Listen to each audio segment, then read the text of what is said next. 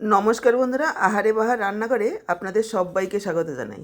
আজকের ভিডিওতে আমি আপনাদের সাথে শেয়ার করব নিম বেগুন ভাজার একেবারে নতুন রেসিপি। নিম বেগুন ভাজা তো আপনারা অনেক খেয়েছেন। আজকের এই নিম বেগুন ভাজাটা খেলে এর স্বাদ আপনারা ভুলতে পারবেন না, বারবার খেতে ইচ্ছে করবে। অনেকেই তেঁতোর ভয়তে নিম বেগুন ভাজা খেতে চান না, কিন্তু আজকের এই ভিডিওটা দেখে যদি নিম বেগুন ভাজা বানান তাহলে এই নিম বেগুন ভাজাটা বারবার তৈরি করবেন বাড়িতে। তেতো লাগবে অনেক কম। গরম ভাতের প্রথম পাতে এই নিম বেগুন শরীর ও মন দুই ভালো রাখবে।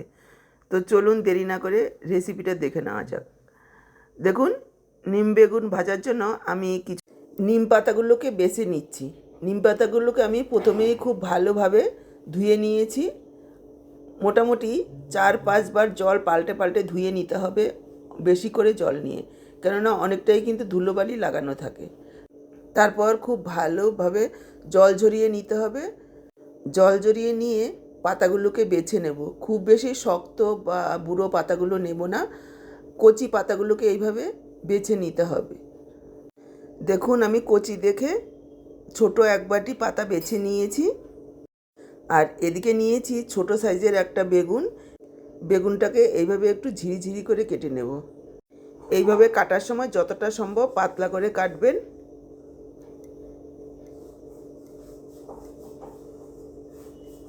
তারপর দেখুন, এভাবে ঝিরিঝিরি করে পুরো বেগুনটাই কেটে নিয়েছি।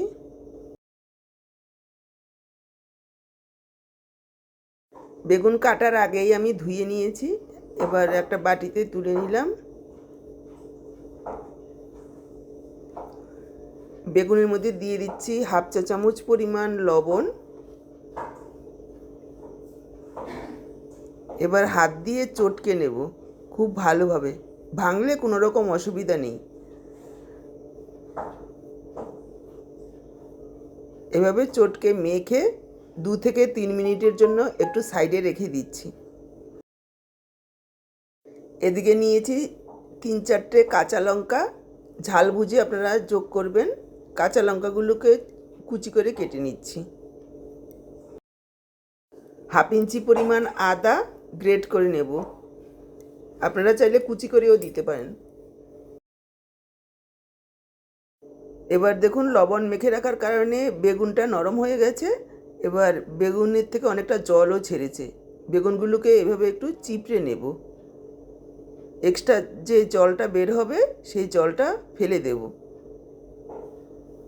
এই জলটা ফেলে দিলে অনেক সময় বেগুনে অনেকেরই অ্যালার্জি থাকে, সেটাও হবে না। এই বেগুনের জলটা ফেলে দিচ্ছি। ওই একই বাটিতে আবার ঢেলে নিলাম। আর এর মধ্যে দিয়ে দিচ্ছি নিম পাতাগুলো, দিয়ে দিচ্ছি পরিমাণ মতো লবণ। লবণ একটু বুঝে দেবেন, যেহেতু আগে লবণ মাখানো ছিল বেগুনে। দিয়ে দিলাম সামান্য একটু হলুদ গুঁড়ো, আর গ্রেট করে রাখা আদা, কুচনো কাঁচা লঙ্কা, আর দিয়ে দিচ্ছি বেসন।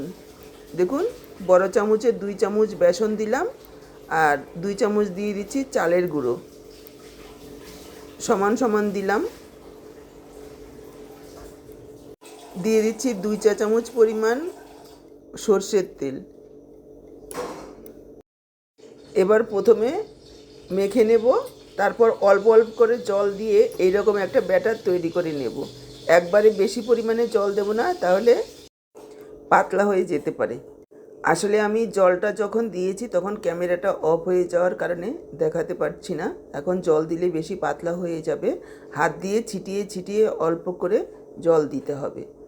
দেখুন, এইরকম ব্যাটার বানিয়ে নিয়েছি। এদিকে কিছুটা তেল গরম করে নিয়েছি। এবার ছোট ছোট করে পকোড়া ভেজে নেব। আপনারা চাইলে পছন্দ মতো বড় করেও দিতে পারেন, তবে ছোট করে দিলে ভেতর পর্যন্ত খুব ভালোভাবে ভাজা হবে, তেতো কম লাগবে। আর বড় করে দিলে ভেতরে একটু কাঁচা থেকে যাবে, তখন তেতো লাগবে খেতে। আমি এইভাবে একটু মাঝারি সাইজের করেই দিচ্ছি। তেল যখন মিডিয়াম গরম হবে তখন দিয়ে দেবেন। খুব বেশি হাই ফ্লেমে দিলে উপরে রং চলে আসবে, ভেতরে ভালো ভাজা হবে না। মিডিয়াম গরম তেলে দিয়ে মিডিয়াম আঁচে রেখেই প্রায় 3-4 মিনিট সময় নিয়ে এক পিঠ ভেজে নিতে হবে, তারপর এইভাবে উল্টে দিতে হবে। তারপর দেখুন উল্টে পাল্টে একেবারে মুচমুচে করে ভেজে নিয়েছি। তৈরি হয়ে গেছে নিম বেগুন দিয়ে পকোড়া।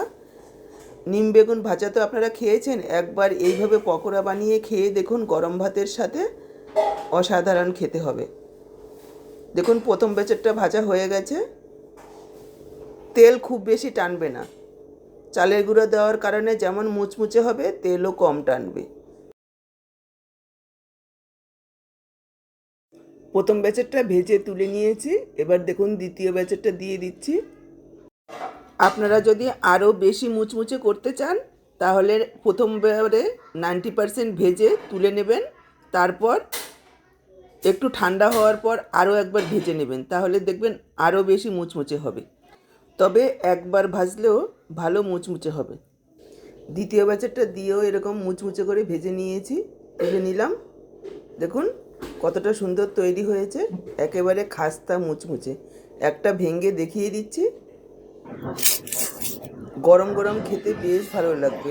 একবার এইভাবে পকোড়া বানিয়ে খেয়ে দেখুন।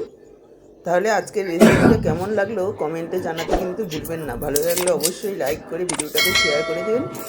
ইউটিউব থেকে যদি নতুন দেখছেন চ্যানেলটাকে সাবস্ক্রাইব করবেন, আর ফেসবুক পেজ থেকে দেখে থাকলে পেজটাকে ফলো করবেন।